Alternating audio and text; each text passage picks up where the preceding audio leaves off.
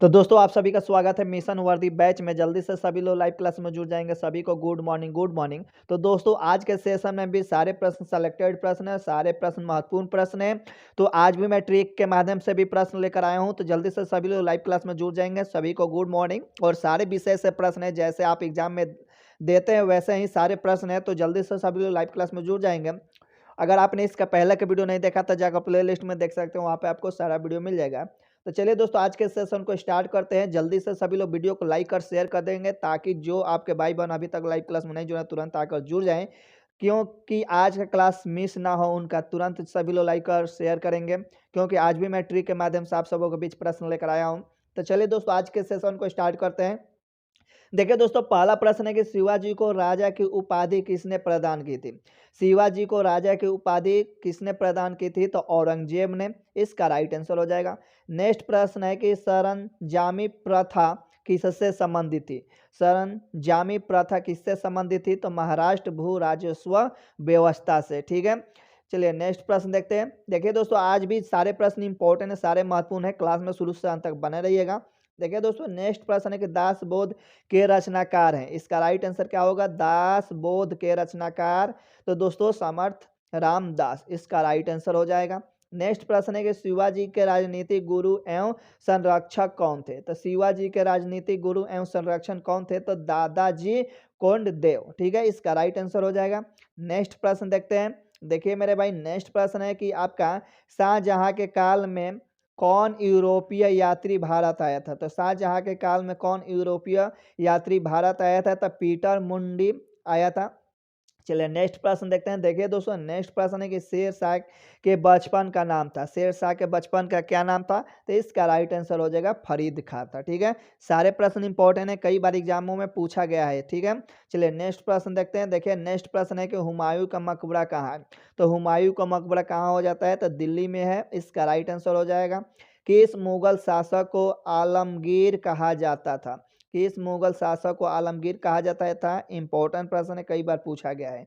तो औरंगजेब को। ठीक है, चलिए नेक्स्ट प्रश्न देखते हैं। देखिए मेरे भाई नेक्स्ट प्रश्न क्या है आपका कि शेर शाह सूरी का मकबरा कहाँ स्थित है। वेरी इंपॉर्टेंट है, यहाँ से प्रश्न आपके एग्जाम में पूछा जाता है। ठीक है, तो शेर शाह सूरी का मकबरा कहाँ स्थित है और ये बिहार में है, इसीलिए ये इंपॉर्टेंट और प्रश्न हो जाता है सासाराम। ठीक है, चलिए नेक्स्ट प्रश्न है कि ग्रांड ट्रंक सड़क जोड़ती है। तो ग्रांड ट्रंक सड़क जोड़ती है, तो इसका राइट आंसर क्या हो जाएगा? कोलकाता और अमृतसर को। ठीक है, चलिए नेक्स्ट प्रश्न देखते हैं। देखिए दोस्तों नेक्स्ट प्रश्न है कि हुमायूं नामा किसने लिखा था। तो हुमायूं नामा किसने लिखा था? तो गुलबदन बेगम। ठीक है, इंपॉर्टेंट प्रश्न है, कई बार एग्जामों में पूछा जा चुका है। शिवाजी के आध्यात्मिक गुरु कौन थे? तो शिवाजी का आध्यात्मिक गुरु कौन थे? तो रामदास थे। इंपॉर्टेंट प्रश्न है। नेक्स्ट प्रश्न देखते हैं मेरे भाई। सभी लोग क्लास में शुरू से अंत तक बने रहिए, सारे विषय से प्रश्न है और जिस तरह आपके एग्जाम में होते हैं सारे प्रश्न इंपॉर्टेंट है, तो इस क्लास में शुरू से अंत तक बने रहेगा। नेक्स्ट प्रश्न क्या है कि बीजक का रचयिता कौन है। तो बीजक का रचयिता कौन है? तो कबीर है। इंपॉर्टेंट प्रश्न है, बीजक का रचयिता कौन है? तो कबीर है। गीत गोविंद के रचयिता कौन है? तो जयदेव है। गीत गोविंद के रचयिता कौन है? तो जयदेव। डबल स्टार डाल लीजिए, क्योंकि कई बार एग्जामों में आ चुका है, इंपॉर्टेंट प्रश्न है। नेक्स्ट प्रश्न देखते हैं मेरे भाई। देखिए नेक्स्ट प्रश्न है कि कबीर के गुरु कौन थे। तो कबीर के गुरु कौन थे? रामानंद। ठीक है, कबीर के गुरु कौन थे? तो रामानंद। नेक्स्ट है कि अटाला मस्जिद कहाँ स्थित है। तो अटाला मस्जिद कहाँ है? तो जौनपुर में है। चलिए नेक्स्ट प्रश्न देखते हैं मेरे भाई। नेक्स्ट प्रश्न क्या है कि लोधी वंश का अंतिम शासक कौन था। यह भी प्रश्न इंपॉर्टेंट है, कई बार आपके एग्जाम में पूछा जा चुका है। लोधी वंश का अंतिम शासक कौन था? तो इब्राहिम लोधी। ठीक है, इसका राइट आंसर इब्राहिम लोधी होगा। चोल काल में सोने के सिक्के कहलाते थे। चोल काल में सोने के सिक्के को क्या कहा जाता था? तो कुलंजो। ठीक है, इंपॉर्टेंट प्रश्न। नेक्स्ट प्रश्न देखते हैं। देखिए नेक्स्ट प्रश्न क्या है, भीमबेटका किसके लिए प्रसिद्ध है। इंपॉर्टेंट प्रश्न है मेरे भाई, ये कई बार आपको एग्जाम में पूछा गया। बिहार पुलिस का सेट उठाकर देखिएगा तो आपको प्रश्न ये दिख जाएगा। भीमबेटका किसके लिए प्रसिद्ध है? तो गुफाओं के शैल चित्र के लिए प्रसिद्ध है। ठीक है, इंपॉर्टेंट प्रश्न है मेरे भाई, शुरू से अंत तक क्लास में बने रहिए। इस क्लास में आपको हिंदी का भी प्रश्न देखने को मिलेगा, मैथ भी, जीके जीएस सारे प्रश्न देखने को मिलेंगे। ये सेशन आप सबके लिए इंपॉर्टेंट है। ठीक है, नेक्स्ट प्रश्न है कि नाट्य शास्त्र की रचना किसने की। नाट्य शास्त्र की रचना किसने की? तो भरत मुनि। इंपॉर्टेंट प्रश्न है। ठीक है, भरत मुनि। चलिए नेक्स्ट प्रश्न देखते हैं मेरे भाई। देखिए नेक्स्ट प्रश्न क्या है कि हितोपदेश के लेखक हैं। हितोपदेश के लेखक हैं कौन है? तो नारायण पंडित है। इंपॉर्टेंट प्रश्न है। नेक्स्ट है कि कुंभ मेला को प्रारंभ करने का श्रेय किसे दिया जाता है? इंपॉर्टेंट प्रश्न है, कई बार ये पूछा जा चुका है। कुंभ मेले को प्रारंभ करने का श्रेय किसे दिया जाता है? तो हर्षवर्धन को दिया जाता है। ठीक है, इंपॉर्टेंट प्रश्न है। चलिए नेक्स्ट प्रश्न देखते हैं। देखिए दोस्तों, नेक्स्ट प्रश्न क्या है कि नागालैंड रत्नावली एवं प्रियदर्शिका नाटकों के नाटककार थे। इंपॉर्टेंट प्रश्न है। रत्नावली हर्षवर्धन। ठीक है, इंपॉर्टेंट प्रश्न है मेरे भाई, एकदम इंपॉर्टेंट है। हेनसोंग ने किसे शीतलादित्य कहा है? तो इंपॉर्टेंट प्रश्न है, हेनसोंग ने किसे शीतलादित्य कहा है? तो हर्षवर्धन को कहा है। चलिए नेक्स्ट प्रश्न देखते हैं। देखिए नेक्स्ट प्रश्न क्या है कि तांबा का सिक्का जारी करने वाला पहला गुप्त शासक था। तांबा का सिक्का जारी करने वाला पहला गुप्त शासक कौन था? तो तांबा का सिक्का जारी करने वाला पहला गुप्त शासक कौन था? तो रामगुप्त था। ठीक है, इंपॉर्टेंट प्रश्न है, कई बार एग्जाम में पूछा गया है। गुप्त शासकों द्वारा जारी किए गए चांदी के सिक्के कहाँ लाते थे? किस नाम से जाना जाता था? तो चांदी के सिक्के को रूपक के नाम से जाना जाता है। ठीक है, इंपॉर्टेंट प्रश्न है। नेक्स्ट प्रश्न देखते हैं। देखिए भाई, नेक्स्ट प्रश्न है कि देश का सबसे गहरा बंदरगाह है। तो देश का सबसे गहरा बंदरगाह कौन है? तो विशाखापट्टनम है। वेरी इंपॉर्टेंट है। नेक्स्ट है कि मीरा सेठ समिति का संबंध किससे था? मीरा सेठ समिति का संबंध किससे था? तो हथकरघे के विकास से। ठीक है, इंपॉर्टेंट प्रश्न है, क्योंकि समिति से आपके प्रश्न एक जरूर पूछा जाता है। नेक्स्ट प्रश्न है कि शंकर लाल गुरु समिति के संबंध किससे था? तो शंकर लाल गुरु समिति का संबंध किससे था? तो कृषि इनसे था। नेक्स्ट प्रश्न क्या है आपका मेरे भाई?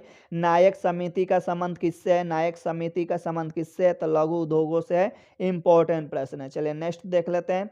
देखिए नेक्स्ट प्रश्न है कि आनंद भवन स्थित है। आनंद भवन कहाँ स्थित है? तो इलाहाबाद में। चलिए नेक्स्ट प्रश्न देखते हैं। हाथी गुफा किस राज्य में स्थित है? इंपॉर्टेंट प्रश्न है, कई बार एग्जाम में पूछा जा चुका है कि हाथी गुफा किस राज्य में स्थित है? तो उड़ीसा में। चलिए नेक्स्ट प्रश्न देखते हैं। देखिए मेरे भाई, नेक्स्ट प्रश्न है कि बाघ की गुफाएं किस राज्य में? तो बाघ की गुफाएं किस राज्य में है? तो मध्य प्रदेश है। इंपॉर्टेंट प्रश्न है। नेक्स्ट प्रश्न देखते हैं। झारखंड का शिमला किसे कहा जाता है? तो झारखंड का शिमला किसे कहा जाता है? तो रांची को कहा जाता है। इंपॉर्टेंट प्रश्न है, कई बार पूछा जा चुका है प्रश्न। ठीक है, नेक्स्ट प्रश्न क्या हो जाता है आपका कि नंदी हिल्स किस शहर में निकट स्थित है? नंदी शहर किस शहर के निकट स्थित है? तो मैसूर, इसका राइट आंसर हो जाएगा। नेक्स्ट क्या है कि अल्फ्रेड पार्क किसकी शहादत के लिए प्रसिद्ध है? अल्फ्रेड पार्क किसकी शहादत के लिए प्रसिद्ध है? तो चंद्रशेखर आजाद के लिए। ठीक है, इंपॉर्टेंट प्रश्न, और ये भी प्रश्न पूछा जाता है अल्फ्रेड पार्क की जो है वो कहाँ है? अल्फ्रेड पार्क कहाँ है? तो इलाहाबाद में। ठीक है, चलिए नेक्स्ट प्रश्न देखते हैं। देखिए नेक्स्ट प्रश्न क्या है मेरे भाई आपका कि कृष्ण राज सागर कहाँ पर स्थित है? कृष्ण राज सागर कहाँ पर स्थित है? तो मैसूर में है। इंपॉर्टेंट प्रश्न है, वेरी इंपॉर्टेंट है, कई बार पूछा जा चुका है। बीजापुर अपने किस चीज के लिए जाना जाता है? बीजापुर अपने किस चीज के लिए जाना जाता है? इंपॉर्टेंट प्रश्न है मेरे भाई, तो ये गोल गुंबज के लिए जाना जाता है। वेरी इंपॉर्टेंट है। चलिए नेक्स्ट प्रश्न देख लेते हैं। देखिए नेक्स्ट प्रश्न है कि मोम क्या है? तो मोम एल्डिहाइड है। एल्डिहाइड इंपॉर्टेंट प्रश्न है, यहाँ से भी प्रश्न आपके एग्जाम में पूछा गया है। ठीक है, नेक्स्ट प्रश्न क्या है कि गोविंद खुराना को किस क्षेत्र में पुरस्कार मिला? गोविंद खुराना को किस क्षेत्र में पुरस्कार मिला? तो चिकित्सा विज्ञान के क्षेत्र में पुरस्कार मिला था उनको। ठीक है, चलिए नेक्स्ट प्रश्न देख लेते हैं। देखिए नेक्स्ट प्रश्न है कि स्टोरेज बैटरी में किस तत्व का उपयोग होता है? तो स्टोरेज बैटरी में किस तत्व का उपयोग होता है? तो जस्ता का प्रयोग होता है। इंपॉर्टेंट प्रश्न है। जहाजों की गति मापा जाता है। तो इंपॉर्टेंट प्रश्न, यहाँ से भी प्रश्न पूछा जाता है। स्टार डाल लीजिए, कई बार एग्जामों में पूछा जा चुका है। वेरी इंपॉर्टेंट है। ठीक है, चलिए नेक्स्ट प्रश्न देखते हैं। देखिए मेरे भाई, नेक्स्ट प्रश्न है कि वर्षा उपहार किस फसल की प्रजाति है? वर्षा उपहार किस फसल की प्रजाति है? तो इंपॉर्टेंट प्रश्न है, कई बार पूछा जा चुका है। भिंडी की। ठीक है, भिंडी जुड़वा खनिज कहलाता है। इंपॉर्टेंट प्रश्न है, कई बार पूछा जा चुका है। वेरी वेरी इंपॉर्टेंट प्रश्न है मेरे भाई एग्जाम के व्यू से। ठीक है, तो जुड़वा खनिज किसे कहा जाता है? तो सीसा और जस्ता को कहा जाता है। चलिए नेक्स्ट प्रश्न देख लेते हैं। देखिए दोस्तों नेक्स्ट प्रश्न क्या है कि सपाट अस्थियां कहाँ होती है? सपाट अस्थियां कहाँ होती है? तो खोपड़ी में होती है। वेरी इंपॉर्टेंट है, कई बार पूछा गया है, आपके लिए वेरी इंपॉर्टेंट है, ठीक है।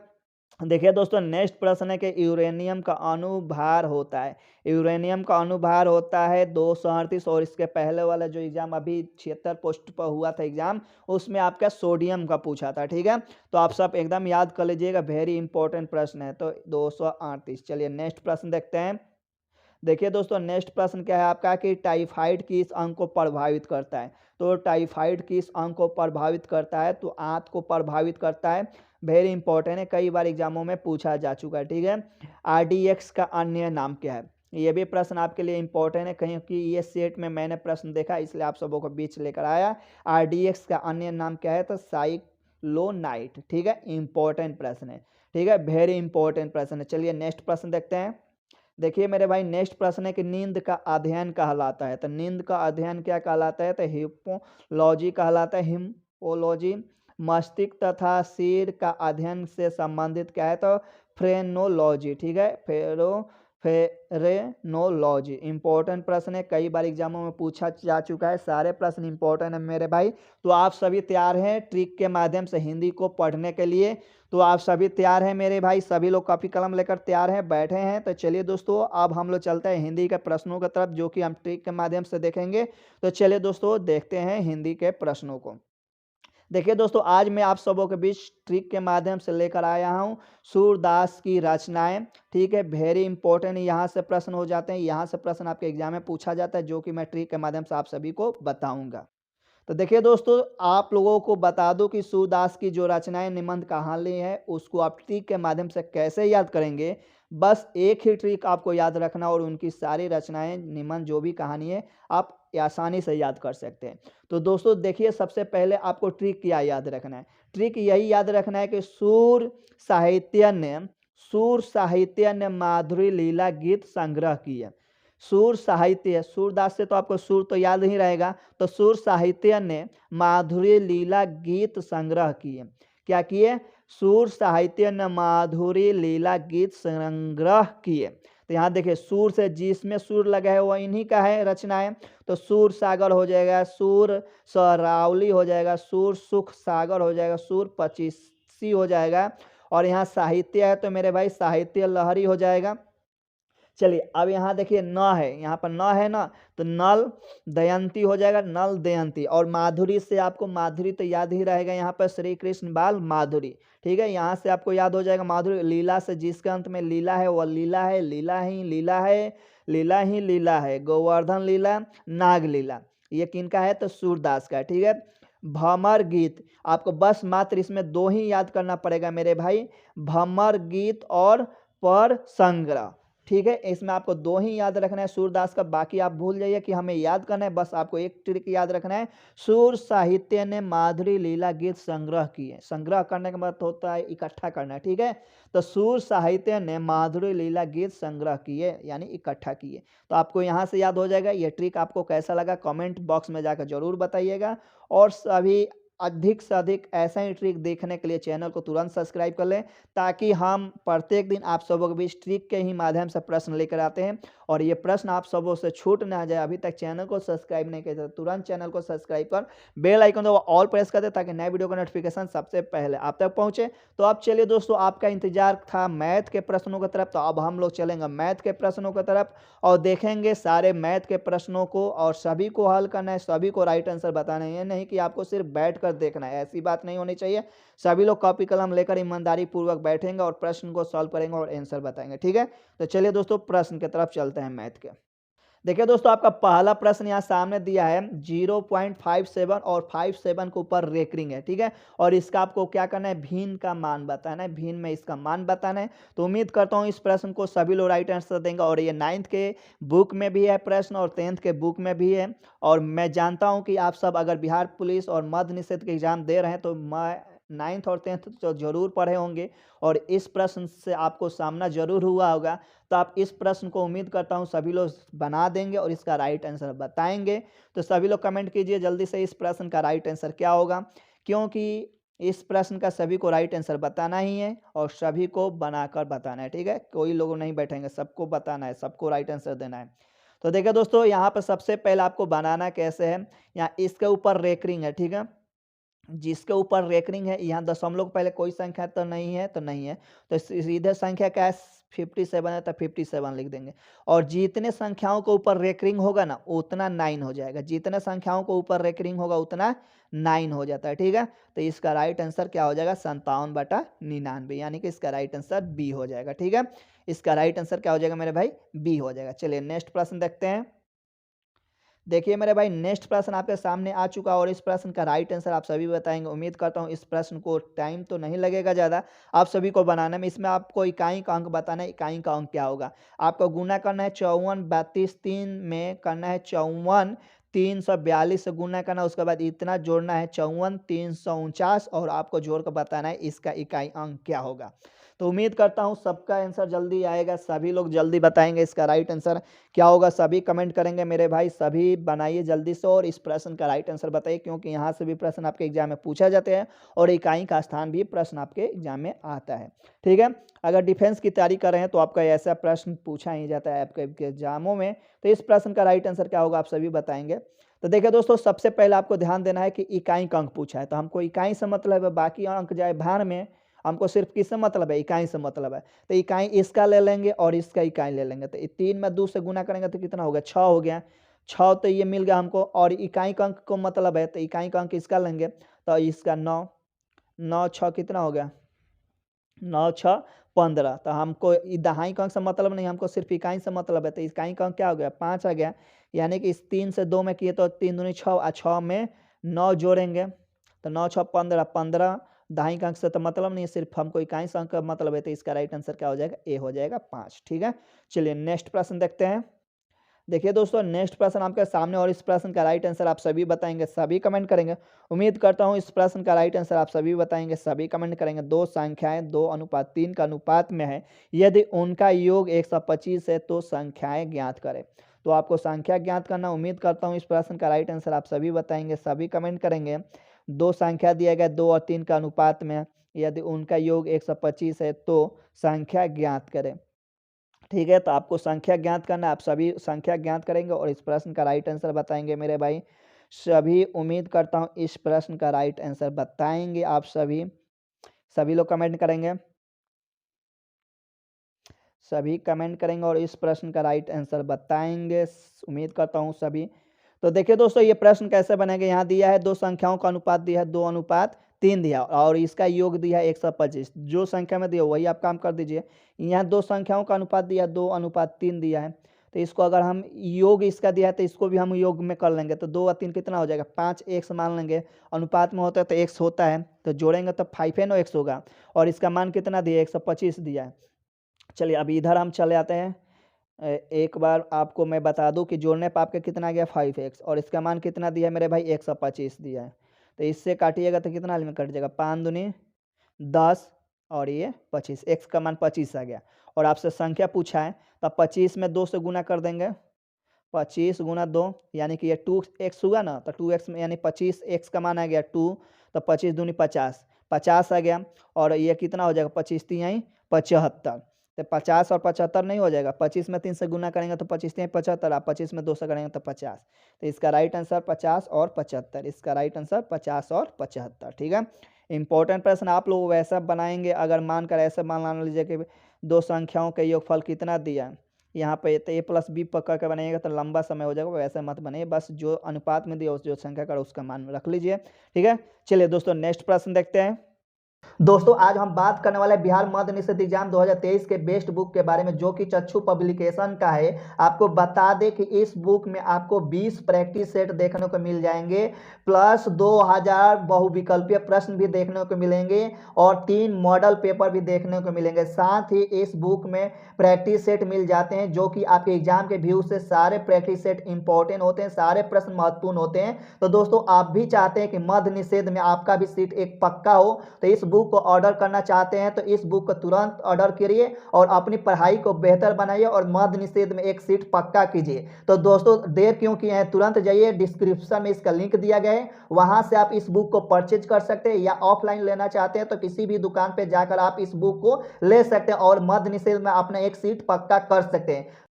देखिए दोस्तों, नेक्स्ट प्रश्न आपके सामने है और इस प्रश्न का राइट आंसर आप सभी बताएंगे, सभी कमेंट करेंगे। दो संख्याओं का योग 40 दिया है, दो संख्याओं का योग 40 दिया है और आपसे अंतर भी 4 दिया है इसका। तो आपसे पूछा क्या है, संख्याओं का अनुपात पूछा है। तो उम्मीद करता हूँ इस प्रश्न का आप सभी राइट आंसर बताएंगे, सभी कमेंट करेंगे। दो संख्याओं का योग कितना दिया, यानी कि a प्लस बी का मान कितना दिया आपका 40 दिया, और a माइनस बी का मान कितना दिया है 4 दिया है। तो इसको अगर सॉल्व कीजिएगा तो ये कट जाता है, ये 2a होता है, 2a बराबर 44 हो जाएगा, 2a बराबर कितना हो जाएगा 44। तो इसको आप काटिएगा तो कितना हो जाएगा 22 आ जाएगा। एक का मान कितना आ गया 22 आ गया, ए का मान कितना आ गया मेरे भाई 22 आ गया। ठीक, ए का मान आपका कितना आ गया 22, तो 22 ए का मान आएगा तो 18 आपका किसका मान आ गया बी का, क्योंकि दोनों संख्याओं को एक क्या है 40 है। तो एक का 22 आ गया, एक का कितना आ गया 18, एक का 22 आ गया और एक का 18 आ गया। तो 11 दूनी 22 और 9 दूनी 18, 11 अनुपात 9। इसका राइट आंसर क्या हो जाएगा 11 अनुपात 9, यानी कि ऑप्शन नंबर सी इसका राइट आंसर हो जाएगा। ठीक है, चलिए नेक्स्ट प्रश्न देखते हैं।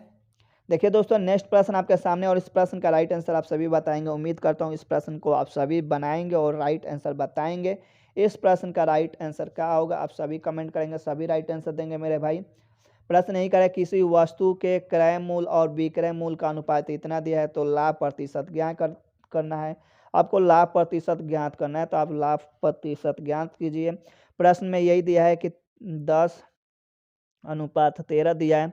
क्रय मूल्य और विक्रय मूल्य, तो ये आपका क्रय मूल्य हो गया, ये विक्रय मूल्य हो गया। मान लीजिए कोई सामान 10 रुपये का सामान आप 13 रुपये में बेचते हैं, तो आपसे लाभ प्रतिशत पूछा है, तो यहाँ पे अनुपात में लाभ कितना है 3 है। तो आप इस प्रश्न को आसानी से बना सकते हैं। लाभ कितना है आपका, लाभ 3 है, तो 3 हो जाएगा।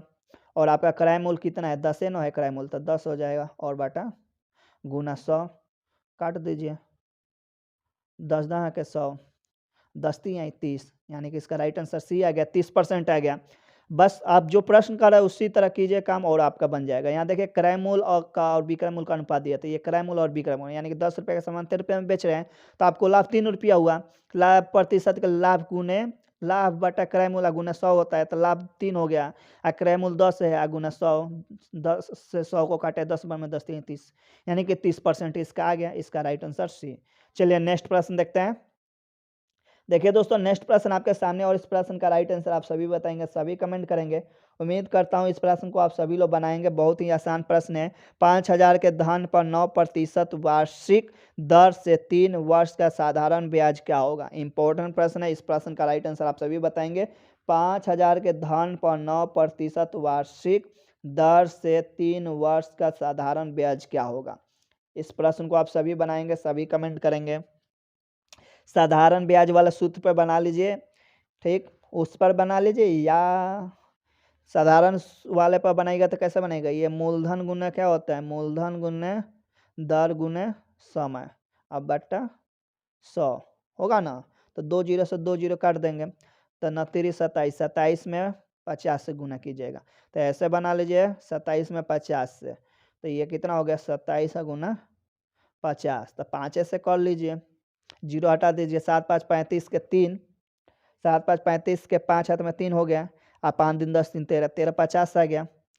उस सूत्र पर बनाइएगा तो 13 50 ब्याज वाला। अगर आप ऐसे बना लेते यहाँ देख लीजिए क्या होता है, साधारण ब्याज पूछा था, साधारण ब्याज का क्या सूत्र हो जाएगा, साधारण ब्याज का सूत्र हो जाएगा मेरे भाई, इसका सूत्र हो जाएगा मूलधन गुना क्या हो जाएगा, इसको हम गुना कर लेंगे 29 27, यानी कि हमको 27% ब्याज मिलेगा। 3 मंथ में हमको ब्याज कितना मिलेगा 27% मिलेगा। एक देखिए 3 वर्ष है तो 1% पे 9% ब्याज मिल रहा है इस पे, तो 2 साल का साल में 18% मिलेगा, 3 साल का साल में 27%। शॉर्ट में बता रहे हैं, तो 27% जब ब्याज मिलेगा तो हम सीधा नहीं लिख देंगे, ये मूलधन गुने क्या हो जाएगा, मूलधन गुणे दर, तो इतना रुपया पर 27% मिलेगा 3 साल में, तो हो गया 27% के लिए नीचे 100 आएगा, तो 100 से ये 100 कट गया, तो 50 में 27 से डायरेक्ट गुना कर देंगे तो 1350 नहीं आ जाएगा, 1350। या आप उस तरह भी बना सकते हैं, ब्याज का सूत्र मूलधन गुने दर गुने समय बाटा 100, उस सूत्र पर भी आप बना सकते हैं। तो आपको जिस पर आसान लगे आप उस पर बना सकते हैं, ठीक है मेरे भाई। तो आप सब कमेंट करके ज़रूर बताइए मेरे भाई कि आपको आज का क्लास कैसा लगा, ट्रिक आज का कैसा लगा, क्योंकि आप खुद जानते हैं कि प्रत्येक दिन हम आपके बीच एक नया ट्रिक लेकर आते हैं, ट्रिक के माध्यम से आपको प्रश्न को बताते हैं जो कि आपके एग्जाम के व्यू से इम्पोर्टेंट होता है। तो आप सभी कमेंट करके ज़रूर बताइएगा। अभी तक आपने लाइव क्लास देख रहे हैं, अभी तक चैनल को सब्सक्राइब नहीं किए हैं, तो तुरंत चैनल को सब्सक्राइब करें ताकि नए वीडियो का नोटिफिकेशन सबसे पहले आप तक पहुंचे और ऐसे वीडियो और ऐसा ट्रिक आपसे छूटे ना, ठीक है। तो तुरंत सभी लोग लाइव कर वीडियो को, अगर सब्सक्राइब नहीं किए चैनल को तो कर लेंगे, वीडियो को लाइक कर और वीडियो को शेयर कर देंगे, ठीक है। तो दोस्तों फिर मिलता है हम लोग नेक्स्ट क्लास में, तब तक के लिए दीजिए इजाज़त। जय हिंद, जय भारत।